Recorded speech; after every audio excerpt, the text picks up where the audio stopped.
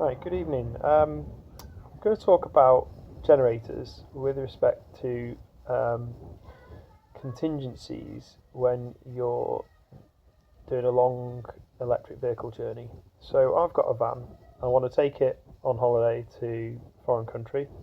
In this case, it's going to be France. I've not done it in ages, and um, I'm not quite sure what the current state of affairs with the infrastructure is. I've bought kind of insurance that covers me for RAC. So really, this is a mute point in the sense that if I do break down, I should still be able to get a charge off an RAC truck or its French equivalent. But I think if you are unlucky enough to hit, say, two broken rapid chargers and you run out of energy to propel the vehicle any further and you can't get to a plug socket, having an onboard generator would be not a terrible thing, because in a sense, if you're having to call a roadside recovery out, then that's having to spend. It's not going to be an electric truck, so it's going to be an internal combustion engine truck that's going to drive to you just to give you a battery or run a generator to charge your car up or tow your van slash car. So that's not a sensible thing. It's a last chance saloon type thing. So I was looking around for generators and I saw that Aldi produced a generator that. Sorry, got interrupted by the kids there. So where was I? So I've come across these small generators like 800 watts or 700 watts continuous.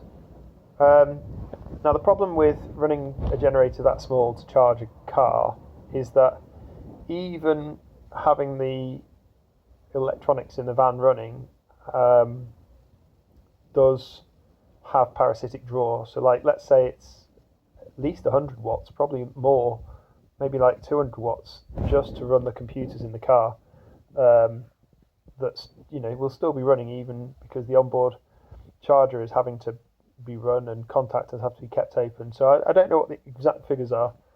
The other problem is that um, slowly charging EV batteries, those chargers are not designed to run at such small amps. That's why you don't get EVSEs, the electrical vehicle supply equipment, running at really much less 16 amps. You get the granny chargers at kind of 10 amps, I think they are, so that they run continuously on a 13 amp socket.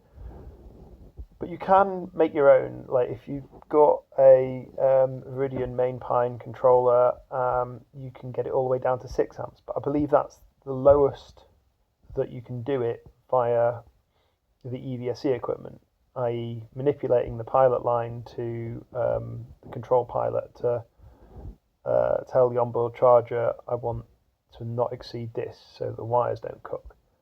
However, you could use a CAN bridge to tell the onboard charger in the vehicle to not exceed even less amps. So you could, in theory, get the van to run or to charge off of a single cheap Aldi Ferrex 700 watt petrol inverter, gasoline generator. Now, it would take a long time, but it's possible. It's not doable. It's just, do you want to spend your whole day waiting to charge up off of this petrol thing? I suppose it's better than being stranded, and that was my chain of thought. Oh, this small box. It's 35 centimeters by 35 centimeters by 35, something in that region. Hang on. So yeah, it's small, so it's compact, and you could probably stow it underneath the actual van itself. And then I thought, well, hang on, they're small and they would fit in the rear corner underneath the van. So why not? If you could fit in one in one corner, why couldn't you have two? And two would be 700 or 800 times two. So you're then in the region of a granny charger. It's a 1.4 kilowatt. Now that's kind of what you want, right? You want it small, mobile, out of the way, so it's not taking any cabin space up, But what these chargers don't have is paralleling. You can't, well, I don't know that you can't, because I'm not sure how paralleling is actually done, but I've learned today that a lot of new petrol generators have ports on the front that say something like parallelable or synchronizable. Some brands that do it, Honda do it with their i-Series, Champion do it, and they have little square ones on the Champion ones. Generac in the US do it. There was a few. It's more common on the US ones than the British ones at the moment. And those generators that have this ability to sort of parallelize the outputs, which basically means you can double the power coming out because you've got both units working in sync. Essentially, you're syncing the phase angle. The voltages need to be synced, and the frequencies need to be synced. But as well as the frequencies being synced, the peaks and troughs need to hit in the same place. So, quick interruption again there. Right, so you can't parallelize the Ferrex ones. They weren't designed to do it, these little 700 watt ones. But you could buy a Honda EU10i, I think they are, which is a 1,000 watt one. And they're still fairly small. And then when you had enough money to buy the next one, you could essentially double your output to 200, and 200 would run your granny charger. And you didn't necessarily have to buy a second one of the same size. You can actually buy one that's bigger, and essentially you can parallel up disparate size ones. So as long as they're within the same specifications, I think they have to be the same voltage, the same frequency. But I have seen videos where people have paralleled up different brands of generator. So you're not stuck within one brand, but you are stuck within the thing of buying generators that do have this ability, because it's some kind of special smarts in the boards inside and in the actual inverter part that allows them to do this. So is this worth doing? I'm not sure, is the honest answer. I've only been thinking about this today. I didn't know yesterday you could even parallelize generators. It raises the question to me that if you can parallelize a sine wave inverter that's connected to a generator, would it be possible to buy something like an EcoFlow River that could do 600 watts and parallelize that to a petrol generator to make it up to 1,000 watts, so that you could rapidly charge? I mean, I'm not saying a DIYer could do this. I'm just saying theoretically it's the inverter that's doing the parallelizing, and there must be the technology available to do this, within companies, and I wonder if they will, but maybe not, because the people who are trying to sell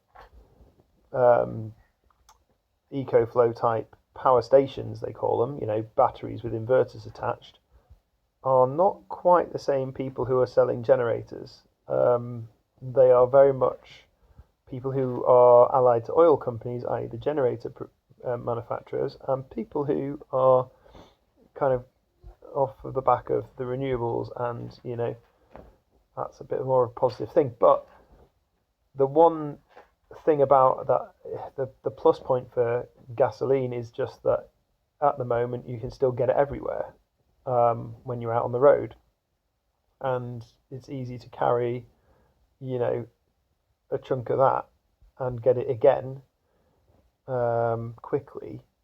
Whereas if you just have like a power bank, like a power station, and you're using this as your get you out of trouble machine so you can get to a plug, well, then you have to make sure that you charge that power station back up as soon as you get to that plug that you're also using to charge the car up.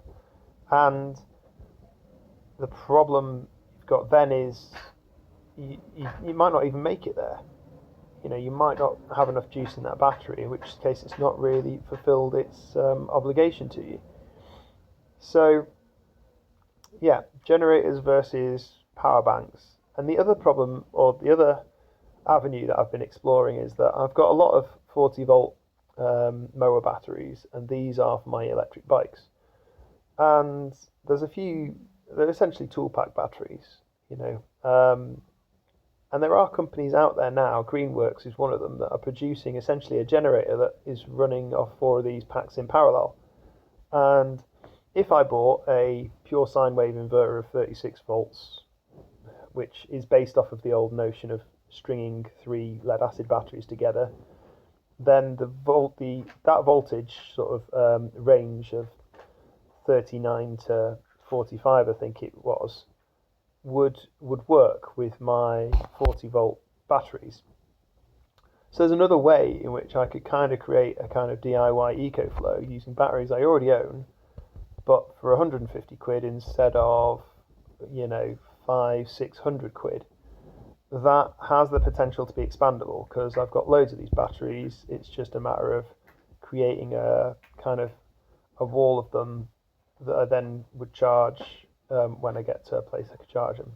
Anyway, these are some thoughts on trying to make my trip abroad potentially a little bit less anxious, if that's the word for it, or full of kind of what happens if I have a breakdown electrically. Not a breakdown. The breakdown is the wrong word for it.